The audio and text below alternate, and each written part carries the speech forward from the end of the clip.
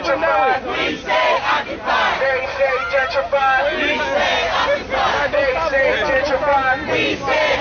We decided that we wanted the picture of the homeless. We wanted to go in, and this is one of the buildings that we did week pacing. And what we're doing, we want to send a notice out and to get attention to a lot of these abandoned buildings. We want it to be citywide. We did it in Manhattan with the borough president. We wanted to go in Brooklyn, Queens, Bronx, and Staten Island. And I know there's plenty of buildings that are abandoned. I think they need to get off their derrieres and do something about this. People need homes instead of cluttering them together. Stop the warehousing. My thing, let the buildings go. Let the property go. Let our people go. It's time to let us live. This is supposed to be the Big Apple, the melting pot. What have you done? They got places to stay, but the homeless and low income, we got to double up, triple up, and stay with people. Let the buildings go. After this action, what do you hope to happen? Well, what we're gonna keep the pressure on. We're gonna have more demonstrations. We're going to get out here in the community. We're gonna do letter writings. We're gonna do teachings. We're going to the faith community, because this was a church, okay? And we want them to know that maybe the city could have done something to make this a vibrant part of the community. So we need the faith community, and we're actually, because within the faith community, they're also getting ready to close down the drop-in center. And I'm in a drop-in center. So the city gives and takes back. They give a plan that don't work. It's time for them to stop. Come to the table and talk to us. Come and talk to New Yorkers that's been living here, the immigrants, the homeless, the working poor. It's time for them to stop. Come on out and stop the warehousing. Thank you. Hurricane Katrina going on in New York City right now. We haven't had an actual storm to expose the problems as clearly as it has been in New Orleans, but in New York City, businesses are gentrifying all over the place. For too long now, we've been watching all the luxury condos going up all around us at rentals and at prices that our children who are going to school, finished school, graduated, are working, cannot afford to move into. This is a disgrace that in the richest city in this world, we still have people sleeping on the street. We still have families doubling and tripling up all over El Barrio East Harlem. And East Harlem said, basta ya, enough is enough. There's a huge housing crisis in New York City. We've known for years that there's not enough housing to house all the people in the city that needs housing, except that's not true, because we know through regional census vacancy count that there's actually enough housing to house all the homeless in New York City.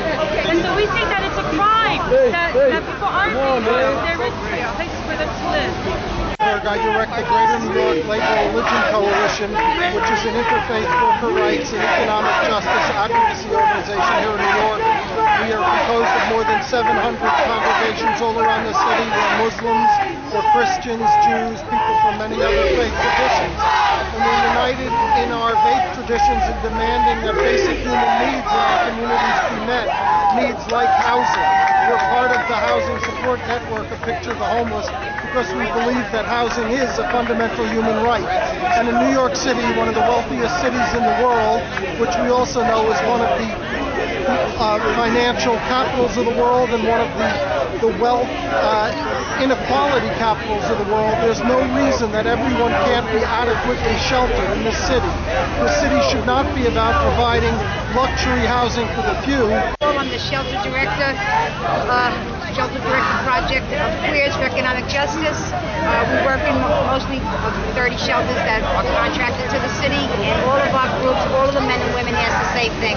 Where's our housing? There aren't, and there's no answer to give them. The city isn't building anything for them. The city, especially the shelter providers, are now forcing these men and women into three-quarter housing, where they pay $350 a month rent to live with 4 or 5 other people in a room, and there's still a 10 o'clock curfew.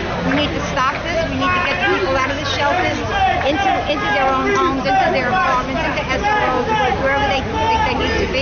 And I'm asking all of the lesbian, gay, bisexual, transgender community today stand up tall and start talking about homelessness in our community and everybody else's community. And when people come home from jail, and that's where I worry about, they have nowhere to go.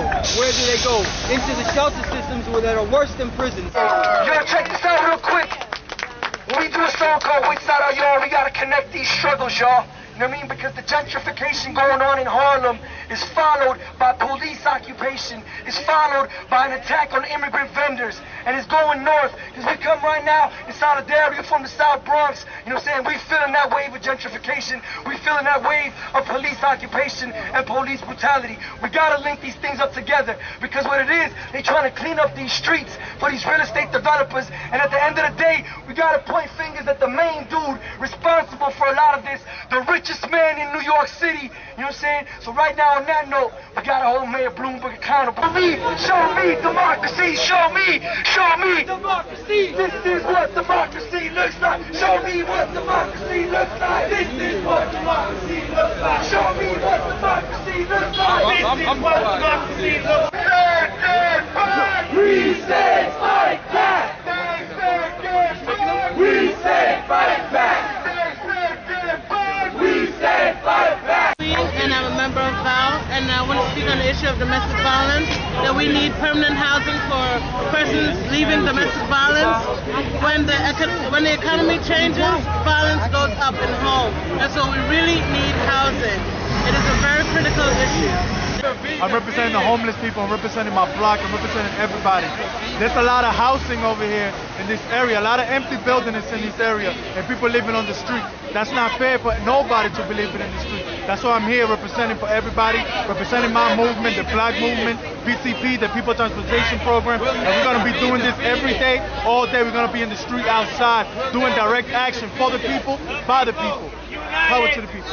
A number of groups here in Harlem. 20 years ago, we were not nice. There were empty buildings in Harlem. There were people who were on the street, and we moved into the buildings and lived in the buildings and took them over. And we put the ball in their court. Now put us out. The situation has grown in the last 20 years worse. People are on the street. People need places. And there's no reason why buildings that are still standing cannot be occupied by people. Make the city fix the buildings up.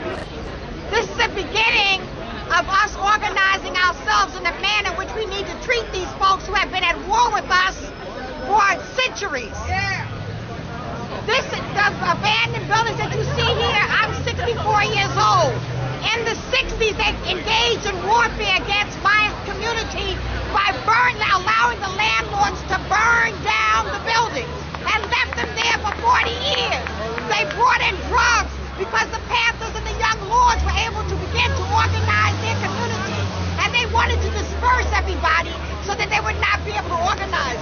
Just like Helen talked about Chinatown, that is a purposeful warfare plan to disperse people so that they become vulnerable and they cannot fight back.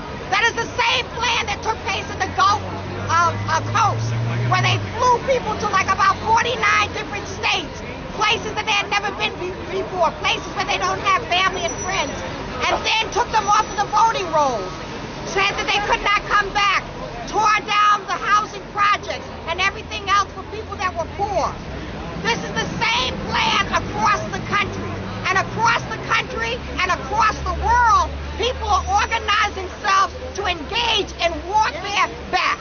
They're taking over land, they're taking over buildings. We don't need to take over abandoned buildings. We need to take over these so-called luxury buildings that they cannot rent out, that they cannot sell. Why should poor people live in buildings with gaping holes and floors that are dangerous?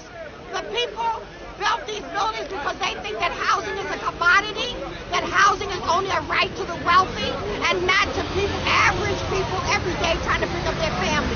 The only way monsters and thieves and the ruling class understands anything that people have to say is when they organize themselves in a forceful manner to disrupt the system that they have here and to show them that the strength of the people.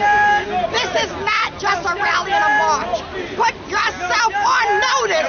We are going to take back this city and other cities across the country. We stay occupied. They say We stay occupied.